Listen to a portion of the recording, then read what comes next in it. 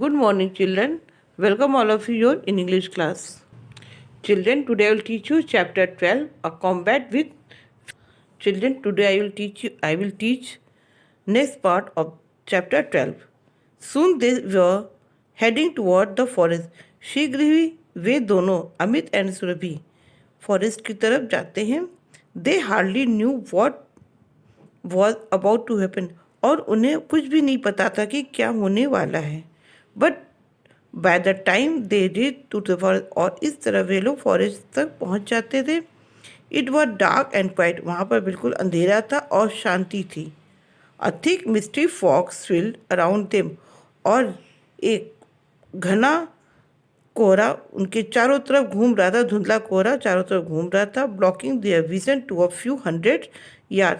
और उनके स्वप्न को ब्लॉक कर रहा था, रोक रहा था, जो कि कुछ 100 दूरी पर था. The trees were bare and gave them a cold shudder. और पेड़ पे पत्ते नहीं थे, पेड़ खाली थे और उन्हें और ठंड का एहसास करा रहे थे. वे लोग काँप रहे थे. The hooting of the owls that were perched on the trees scared Amit even more. और आउल की आवाज़ उन्हें और डरा रही थी, जो कि पेड़ों पर बैठे हुए थे, जिससे अमित और डर रहा था. He was wondering how Surabhi felt. और उसे बहुत आश्चर्य हो रहा था कि सुरभि कैसा फील कर रही होगी. Afraid of being left behind. और उसने अपने डर को पीछे छोड़ दिया. Amit just kept following her. Amit ठीक उसके पीछे पीछे चल रहा था, उसका पीछे जा रहा था. With the silent prayers on his lips. और उसके होंठों पर प्रेयर था, भगवान से वो प्रार्थना कर रहा था. ही विद देयर दिस और सी वुड एंड सून. और उसकी यही इच्छा थी कि उसका जो जर्नी है वो जल्दी से ख़त्म हो जाए, जल्दी से समाप्त हो जाए. After a few minutes they reach the graveyard. और कुछ मिनट के बाद, थोड़ी देर के बाद वे लोग कब्रिस्तान तक पहुंच जाते हैं. There they saw dark dilapidated building with moss hanging from it. और वहाँ वे देखते हैं एक अंधेरा टूटा फूटा बिल्डिंग जिसपे कि काई और गंदगी लटकी हुई थी. On top of the slanting roof. और उसके रूफ जो थे, छत भी लटका हुआ था, टूटा तिरछा था.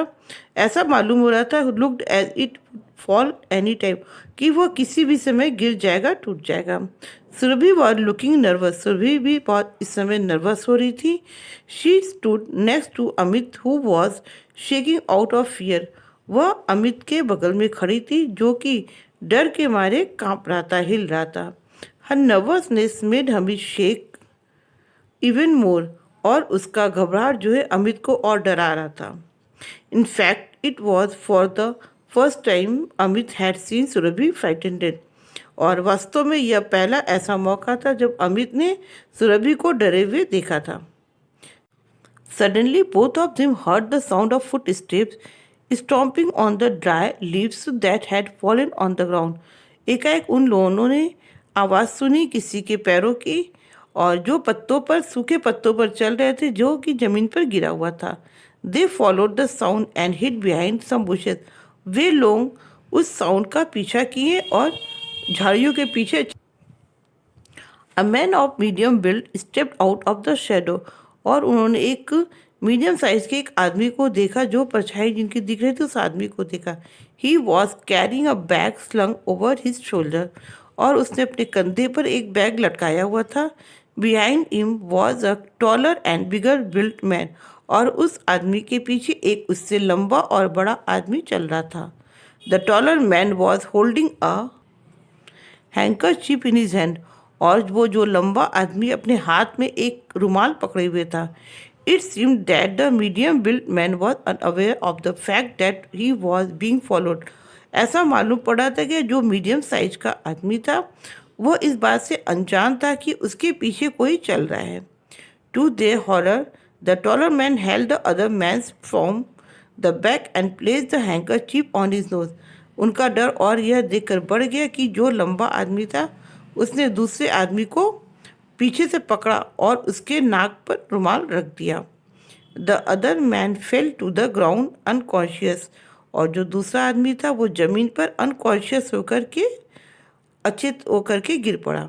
The taller man snatch the bag, और जो लंबा आदमी था उसने बैग को छीन लिया। Threw it over his shoulder and without caring for the other man hurriedly decided to leave. उसने उसे अपने कंधे पर रखा और बिना दूसरे आदमी की परवाह किए हुए चिंता किए वो जल्दी से वहाँ से जाने का निश्चय किया। Amit and Surabhi were so shocked that they did not know how to react. Amit और सुरभि बहुत ज़्यादा शॉक्ड हो गए थे। ये उन्हें समझ में नहीं आ रहा था कि उन्हें क्या करना चाहिए। Surabhi however soon came to her sense. Surabhi जल्दी से अपने सेंस में आती है, उसे ध्यान आता है एंड एक्ट इंस्टेंटली, उसे तुरंत कुछ करना चाहिए। शी प्रेस्ड अमित शोल्डर, उसने अमित के कंधे को दबाया, उस पर प्रेस किया। ही turn around and she saw that he had turned white with fear. Amit भी अपनी चेतना में वापस आया एंड उसने देखा कि अमित डर के मारे बिल्कुल सफ़ेद पड़ गया है। She gave Amit a good shake and brought him back to reality, उसने अमित को हिलाया जिससे वो रियलिटी में आ जाए, वास्तविकता में आ जाए। She told him this was a crucial time, उसने कहा यह बहुत कठिन समय है। टू रिएक्ट टू नॉट, हमें अच्छा कुछ करना चाहिए, ना कि डरना चाहिए। With in second Amit fear left him, थोड़ी देर के बाद अमित का डर उसको छोड़ करके चला गया, यानी अमित का डर खत्म हो गया। And without talking or wasting time they ran out of the forest and informed the police from the nearest police phone booth. और बिना बात किए और बिना समय गंवाए हुए वे दोनों जंगल से बाहर की तरफ दौड़े और पास के फ़ोन बूथ से पुलिस को इन्फॉर्म किए, सूचना दिए। The police arrived in a little while, और थोड़ी देर में वहाँ पुलिस पहुँच गई।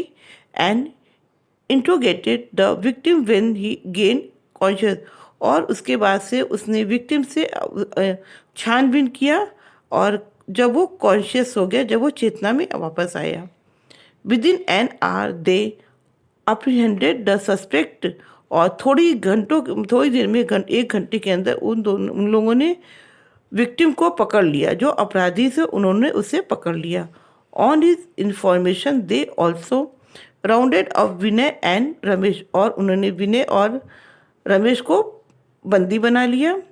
When the bag was open, और जब बैग खोला गया, it was found to be full of gold bars, तो उसमें गोल्ड बार्स, सोने के बार्स पाए गए। They came to know later that the person involve in the criminal act were smuggler, और उन्हें यह मालूम पड़ा जो लोग इसमें इन्वॉल्व थे वो स्मगलर थे। From that day onward Amit learn to overcome his fear, और उस दिन से अमित ने सीख गया कि डर पे विजय प्राप्त किया जा सकता है, अपने डर को छोड़ के कुछ अच्छा किया जा सकता है। Surabhi and Amit would never forgot that adventurous day, और सुरभि और अमित उस एडवेंचरस दिन को कभी भी भूल नहीं पाए। As for their daring feat, उनकी इस हिम्मत वाले कार्य के द्वारा they received a handsome reward from the police, उन्हें एक अच्छा प्राइज, अच्छा इनाम पुलिस ने दिया। So children, I hope you have understood this chapter very well. Thank you. Jai Hind.